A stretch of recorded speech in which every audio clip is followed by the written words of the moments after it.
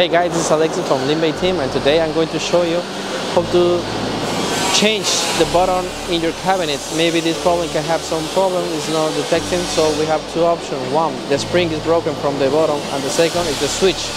So let me show you how to fix it.